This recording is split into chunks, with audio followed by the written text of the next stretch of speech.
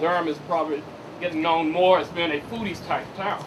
Not just here in Durham, but in the region across the state. And the reason is because we have great restaurants, a very eclectic number of restaurants. And certainly what you're seeing here today is another example of this. So I want to congratulate you again. Again, I want to thank all of you for coming here. I know it's not going to be your last time. Tell your friends, families, and everybody else, come back. They said they've never done a ribbon cutting before, so they want to know, what do you do? I said, cut the ribbon. Okay. We'll do it on 3. 1, 2, 3. All right. I'm Damian Moore. I'm the proud owner and executive chef at Dame's Chicken and Waffles, located in the heart of downtown Durham. We are currently in the soft opening phases of our grand opening and are looking forward to a long and prosperous time here in Durham. We've been in Durham for quite some time and are looking for a new entree into the now revitalized Durham. And Chicken and Waffles is certainly that eclectic appeal that we think will make downtown Durham a landmark destination for a long time to come. Trio is the band that you hear playing.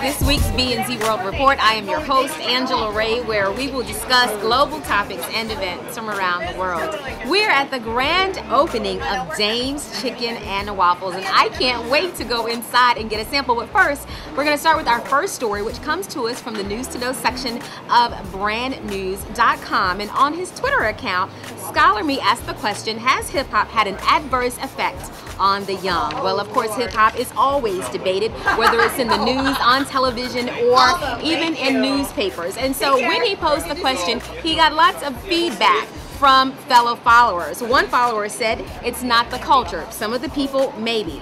Another follower said, the people are a part of the culture. And that discussion continued with someone says, indeed.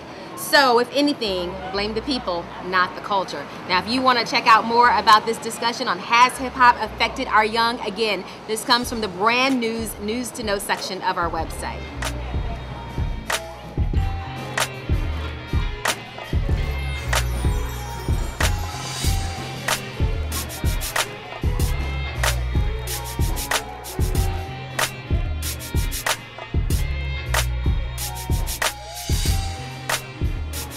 Our next story comes to us again from the News to Know section of our Brand News website, as billions of dollars for black farmers await Senate approval. Well, billions of dollars are on the line for black farmers across the United States.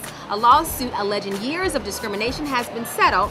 Now it's up to the U.S. Senate to release those monies to black farmers. Well, according to Senator Mary Landrieu, there are court documents that prove in both the 80s and the 90s black farmers were discriminated against. According to the senator, approximately 30 days was the turnaround time for a white farmer to receive loan or grant funds, while black farmers on average had to wait a total of 300 days. Can you say close to a year?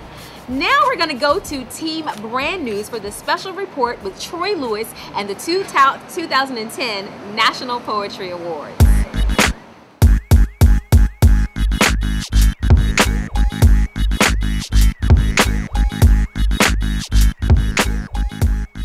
Tell everybody what's going on down here tonight. Well, actually, this is the National Poetry Awards.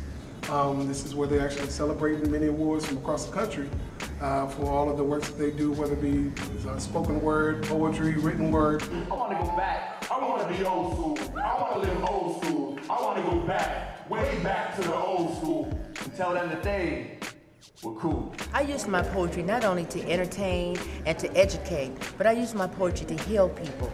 I volunteered at the Howard University Hospital in the cancer departments. I would do poetry therapy. I would use my poetry as therapy for cancer patients while they were getting their chemotherapy.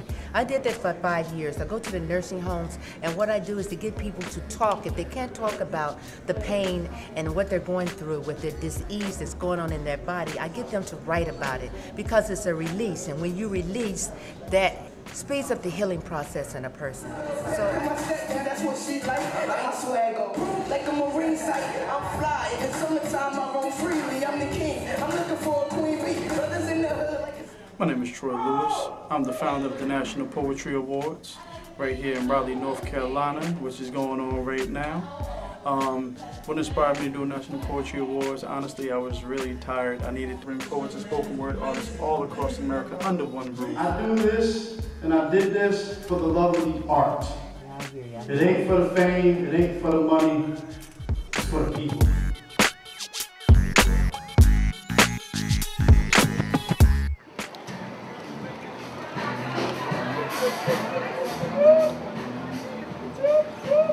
Good job, Mike, on that report, and congratulations again to Troy Lewis, the first ever National Poetry Awards. All right, our next story comes to us from the News to Know section of our Brand News website.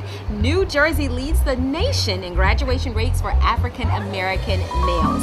Well, a recent study by the Scott Foundation for Public Education reported that Newark, New Jersey leads the nation in the percentage of African American males graduating from high school, followed by the states of Maryland, California, and Pennsylvania. The report revealed alarming data from other states and districts that point to national education and economic crises, according to the Scott Foundation press release. Now, that seems like good news, but not everyone is happy. There are some who criticize the report, pointing out that the state policy allows schools to graduate some students even if they have not passed the required state test. The report also failed to identify which locations may have been demographically different from the nation as a whole. And finally, our last story from the Brand News News to Know section. The nation mourns the loss of journalist Harold Dow, CBS correspondent, dead at the age of 62. He died early Saturday morning on August the 21st, and he was 62 at the time of his death. Dow covered a number of important stories during his time as a reporter, including 9/11, the return of POWs from Vietnam, and the kidnapping of Patricia Hearst. That's it for this week's B&Z World Report. For more news with less of our views, please stay tuned to our website at brandnews.com. Make it a great week, and I'm going to get my chicken and waffles.